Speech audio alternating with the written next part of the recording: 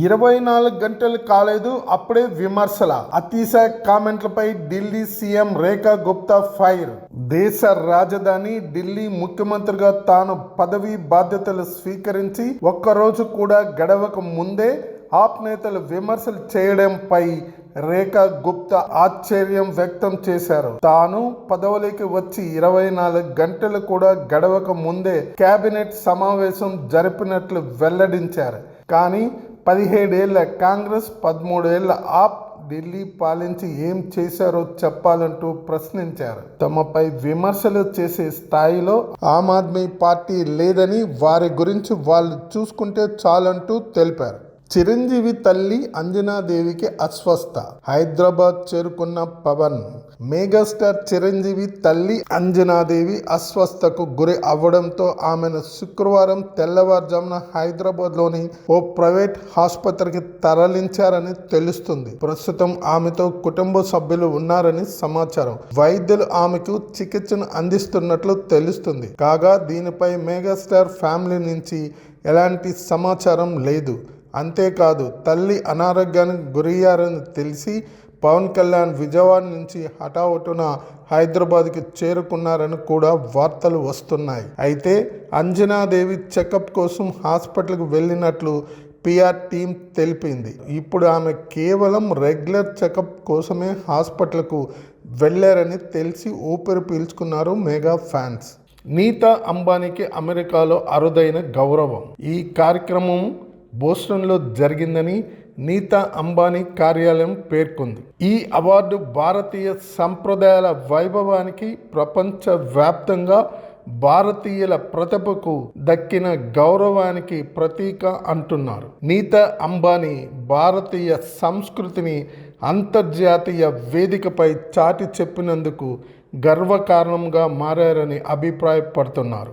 ఈ పురస్కారం భారతదేశ ప్రతిభను, సేవా దృక్పథాన్ని, ప్రపంచ మార్పుకు దోహదపడే మార్గదర్శకత్వాన్ని తెలియజేసే గొప్ప గుర్తింపుగా నిలిచిందంటున్నారు. నీతా అంబానీ భారత సంప్రదాయ కళలను ప్రాతినిధ్యం వహిస్తూ అరుదైన షికార్గా బనారస్ చీరను ధరించారు.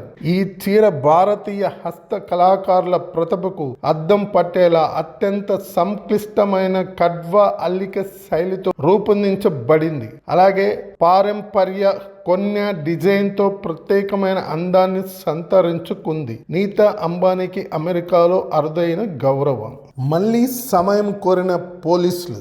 వంశీ న్యాయవాదుల అభ్యంతరం. మాజీ ఎమ్మెల్యే వల్లభనేని వంశీ బెయిల్ పిటిషన్పై కౌంటర్లు దాఖలు చేసేందుకు పోలీసులు సమయం కోరారు. కౌంటర్ దాఖలు చేయడానికి 3 రోజులు సమయం కావాలని కోర్టుకు వినతి చేశారు. ఇప్పటికే 2 సార్లు పోలీసుల విజ్ఞప్తితో న్యాయస్థానం సమయం ఇచ్చింది. మరోసారి పోలీసులు సమయం కోరడంపై వంశీ తరపు న్యాయవాదులు అభ్యంతరం వ్యక్తం చేశారు. వంశీ బెయిల్ పిటిషన్కు సంబంధించి పోలీసులు తీరుపై విమర్శలు వెల్లువెత్తుతున్నాయి. వంశీకి బెయిల్ ఇవ్వాలంటూ అతని తరపు న్యాయవాదులు పిటిషన్ వేశారు. సత్యవర్ధన్ కిడ్నాప్ వ్యవహారంలో వంశీ నేరుగా పాల్గొనలేదని, కుట్రపూరితంగా ఇరికించారని వాదనలు వినిపించారు. ఆరోగ్య కారణాలను కూడా పరిగణనలోకి తీసుకొని బెయిల్ మంజూరు చేయాలని వంశీ తరపు న్యాయవాదులు వాదించారు. దీనిపై కౌంటర్ దాఖలు చేయాల్సిందిగా 3 రోజుల క్రితమే న్యాయమూర్తి ఆదేశించారు. అయితే ఇప్పటి వరకు కూడా పోలీసులు కౌంటర్ దాఖలు చేయకపోవడంపై వంశీ తరపు న్యాయవాదులు అభ్యంతరం వ్యక్తం చేశారు. ఈరోజు కౌంటర్ దాఖలు చేస్తారని భావించగా మరో 3 రోజుల పాటు సమయం కోరుతూ పోలీసులు మరో పిటిషన్ వేశారు. దీనిపై వంశీ న్యాయవాదులు తీవ్ర అబ్జెక్షన్ చేశారు. జైలు సూపరింటెండెంట్ ప్రభుత్వ ఆసుపత్రి వైద్యుల నుంచి నివేదిక ఇచ్చిన తర్వాత దీనిపై నిర్ణయం వెలువరిస్తామని కోర్టు తెలిపింది. దీంతో ఇరువురి నుంచి నివేదిక కోర్టుకు అందినట్లు తెలుస్తుంది. మరి కొద్దిసేపట్లో దానికి సంబంధించి న్యాయమూర్తి తీర్పు వెల్లడించే అవకాశం ఉంది. బీఆర్ఎస్ ఈ ఏడాది ఫుల్ బిజీ. 2025 షెడ్యూల్ ప్రకటించిన కేటీఆర్. తెలంగాణ తల్లి విముక్తి కోసం చరిత్ర ప్రస్తావించిన బిడ్డ బీఆర్ఎస్ అని పార్టీ వర్కింగ్ ప్రెసిడెంట్ కె తారక రామారావు అన్నారు. బీఆర్ఎస్ పార్టీ 25 ఏళ్లు పూర్తి చేసుకోవడం తెలంగాణ సామాజిక చరిత్రలోనే ఒక ఉజ్వల ఘట్టమన్నారు. తెలంగాణ భవన్లో జరిగిన పార్టీ విస్తృత స్థాయి సమావేశం తర్వాత మీడియాతో కేటీఆర్ మాట్లాడారు.